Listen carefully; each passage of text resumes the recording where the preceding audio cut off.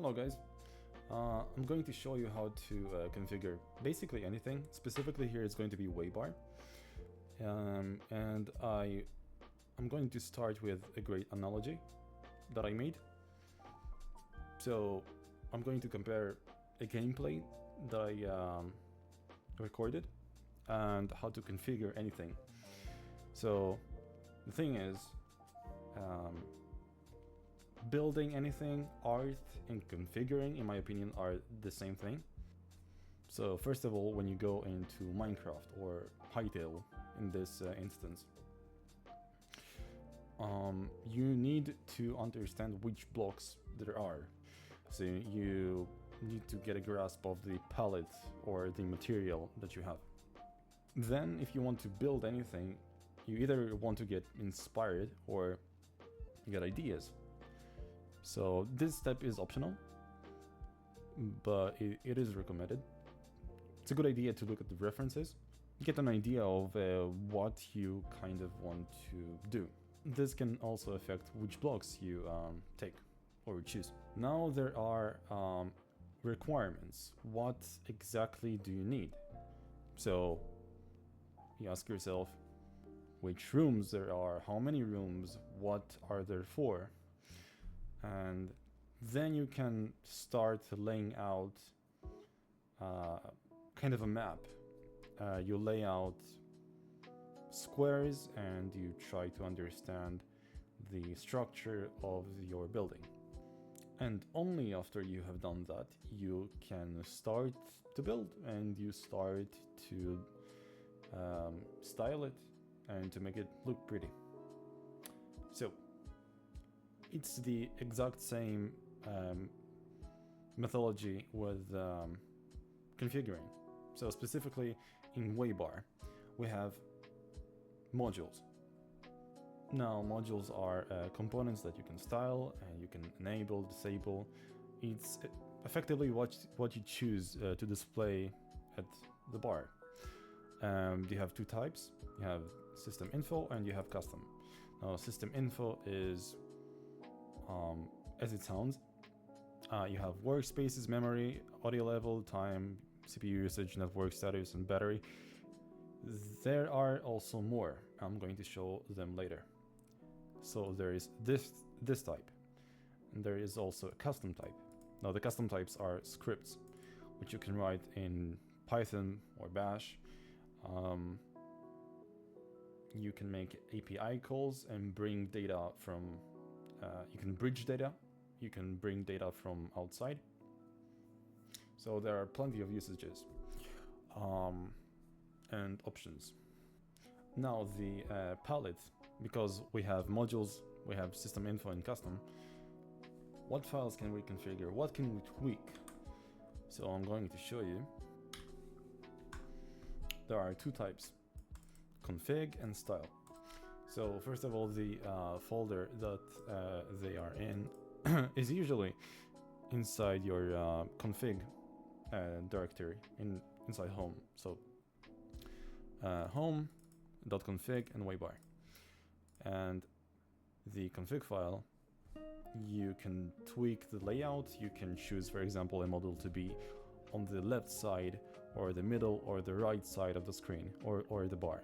First of all, you need to make everything functionable. So we will start with the config file, put everything there, so everything's going to work, and then we are going to make it look pretty. You can look at references, same as creating a building inside Minecraft or Hytale.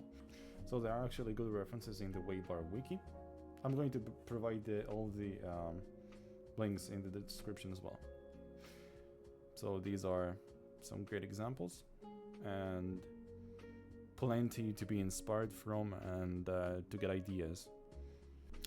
So it's also optional, but I do recommend it. Then you should choose which models we want to use. And I'm going to show you the process, but after we have chosen the modules, we then are going to configure them, and only then, after the configuration and they are in the right places and the right layout, we are then going to style them. So it's essentially very similar to art and to creating things. Yeah. In the Waybar wiki, we have a ton of modules here, and the best way to choose them, I just took everything, copy pasted it to here, and I will then mark which I will use, which I will not, and it's going to be that easy. So it's a long list, but this is basically the step of choosing your palette, choosing your blocks to work with. Alrighty, so I have chosen the modules that I wanted. I did the selection like so, I colored the modules that I really didn't want in red, and the ones that I did think about are in orange, and the modules that I really was assured that I'm going to put in are in green. So I colored everything, and it helped me looking at my options in a better way. So after you select your modules, this is the structure of the configurations of the modules. You basically have the layout here at the top, and then you can have all the modules. So at the layout you have like modules left, modules center, and modules right. That's the basic layout. You can also set basic layout behavior. For example, the max length of the window here is going to be 50. So you have the modules in the bottom, which they don't have a specific layout. You can just drop them and that's it. And here it works like this. You have left, so you have workspaces, so you will see workspaces first, and then you will see mode and so on. So it's going to be workspaces, mode, and that's the layout of it. Okay, so what I do recommend is going through your selection of the modules, and for example, for Bluetooth, you can go to the examples, pick one, which one you like, and you can just tweak it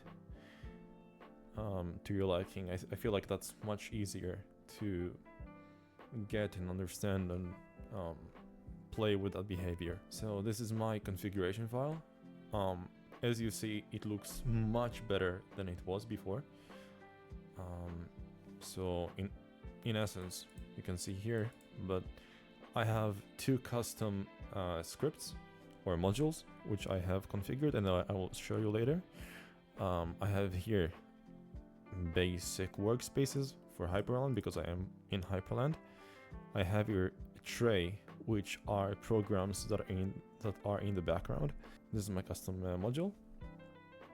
I have here another custom module which shows the weather, the clock, the date, if I have internet on or not Ethernet, the temperature in which my CPU is, its CPU usage.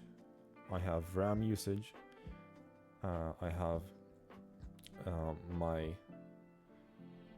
Bluetooth module and how much battery I have left, and I have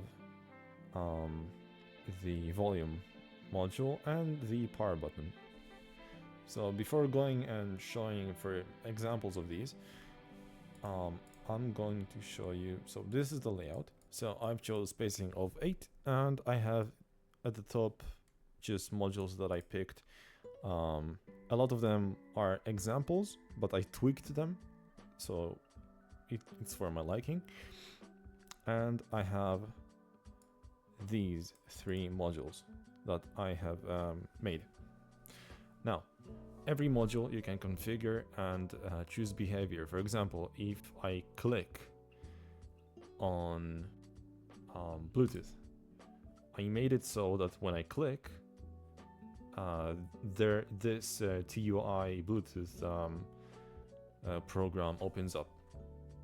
Same with anything here, for example, if I want to understand more about my system, this is what the program I chose when I click is going to be open.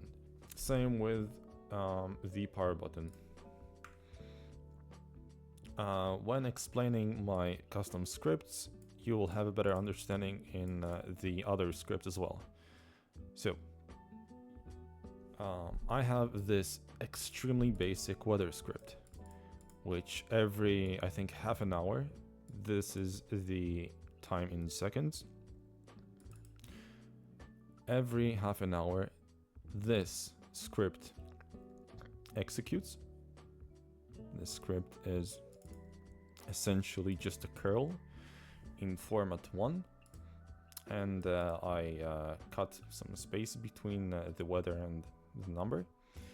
So every half an hour, the weather is going to be updated. This is their site. It looks like this. But if I go to format 1, it's going to look like so. So via a GET request, I get from them the weather. Fantastic. And this is the weather for my location.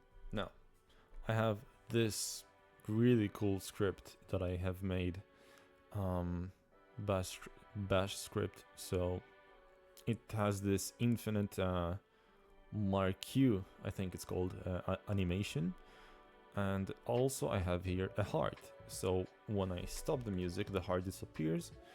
But when I play the music, the heart reappears. Now the heart is if this specific song, current song that I'm playing, is at my playlist, specifically this playlist.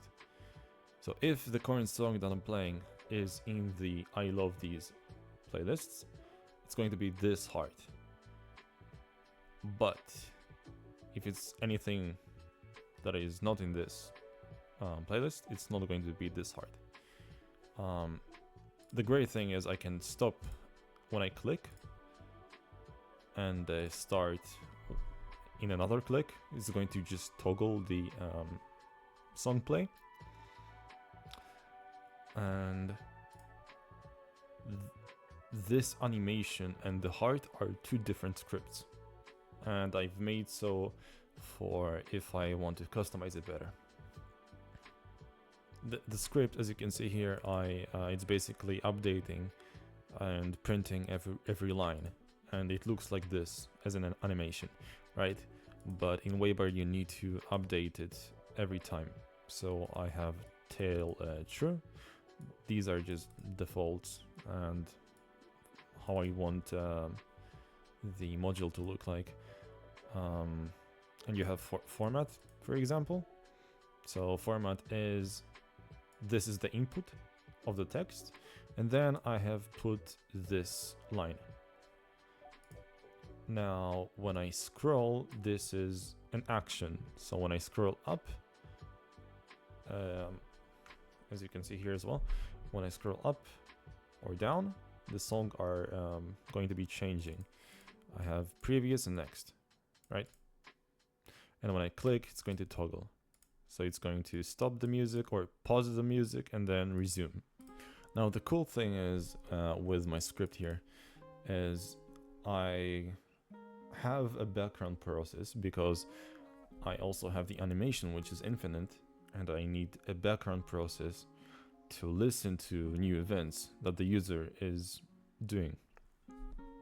So if I do anything, I quit from the while loop, which has the animation, and I essentially print the new animation, the new song. Now, also when I click, it's going to have this icon. Now, since it's waiting for anything new, for a new action, your CPU is not working this hard as well. So now for the hard module. So essentially with this script, I check similarly to this script if I have a new event. And if I do, I then check if the song is indeed in the playlist. If it is, great, heart it, full heart. If not, then not. And when I click on the heart, I am trying to remove or add the song depending if it's already in the playlist or not.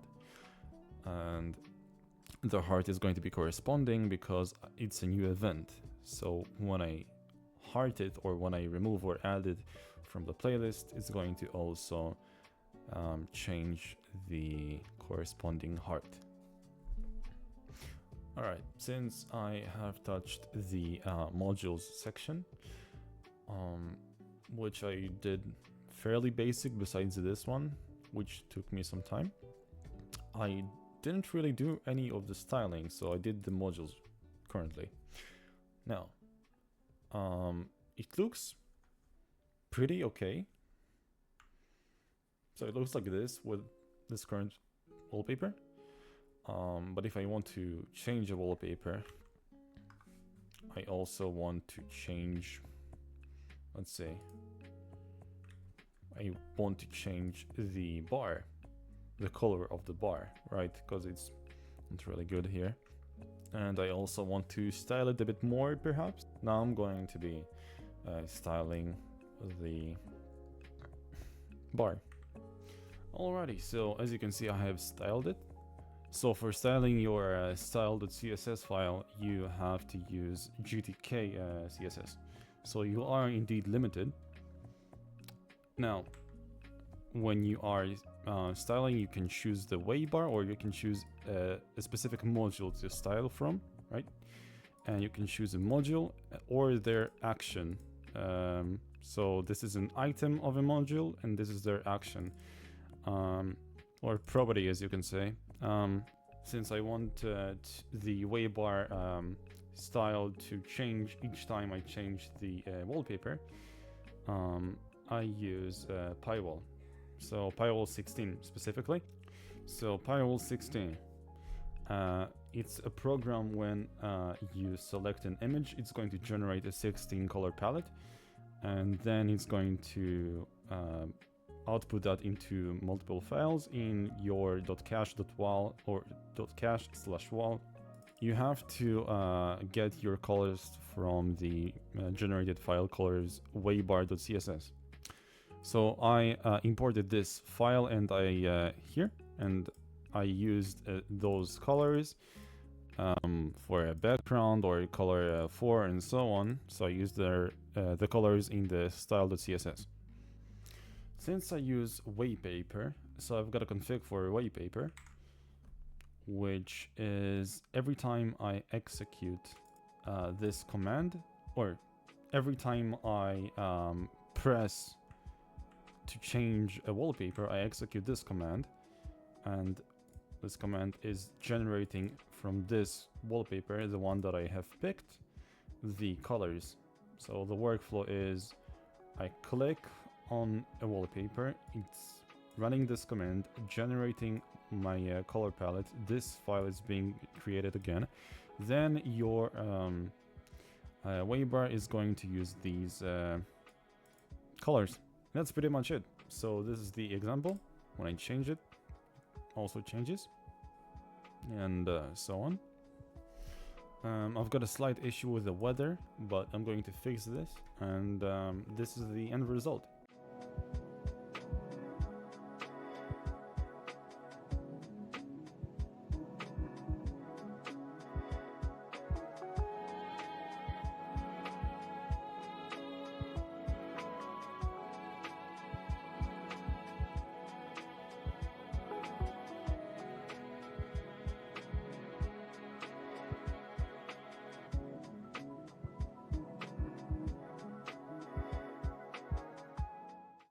Now, hope you enjoyed the video, and if you have any questions, you can just write them right below.